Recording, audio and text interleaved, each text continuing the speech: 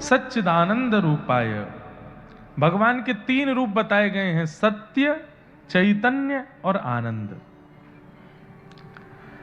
अब हमारे जगन्नाथ जी में भी तीन स्वरूप, वैसे तो चार स्वरूप हैं, बलभद्र जी, सुभद्रा जी, महाप्रभु जगन्नाथ जी और श्री सुदर्शन जी, ये चार स्वरूप हैं। परंतु इन तीनों में भी इन तीन भावों का दर्शन होता है। श्री बलभद्र जी सत्य स्वरूप हैं।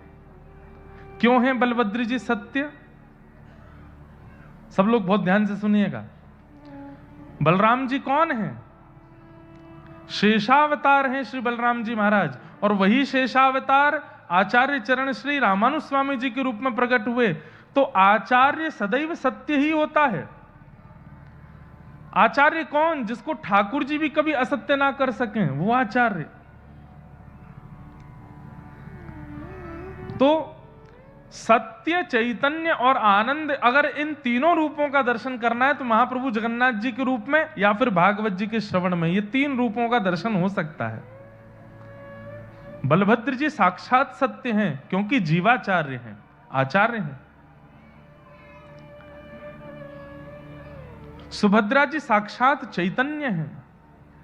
इसलिए जगन्नाथपुरी में बलभद्र जी का भी पूर्ण दर्शन नहीं हो पाता, जगन्नाथ जी का भी पूर्ण दर्शन नहीं होता, सुभद्रा जी का पूर्ण दर्शन होता। जो लोग, आप में से कितने लोग जगन्नाथपुरी गए? हाथ ऊपर करो। लगभग सब गए हैं।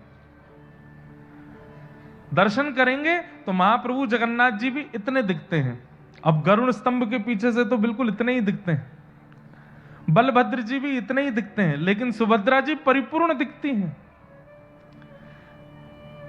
नाम जगन्नाथपुरी है, दर्शन जगन्नाथ जी के हैं, लेकिन परिपूर्ण सर्वांगीण अंग का दर्शन यदि सब दर्शनार्थियों को होता है तो वो सुभद्रा जी का होता है। तो ये बात अगर कह दें तो इसमें कोई अतिशयोक्ति नहीं कि सुभद्रा जी का दर्शन ही प्रमाणित दर्शन है महाप्रभु जगन्नाथ जी के सुंदर मंदिर में, क्योंकि उन्हीं का ही परिपूर्ण दर्शन होता है, वही चैतन्य है।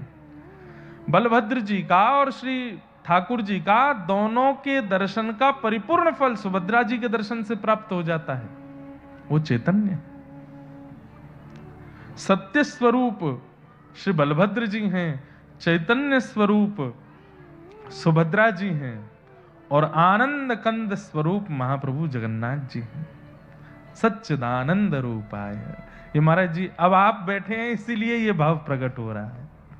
ये कोई पुराना भाव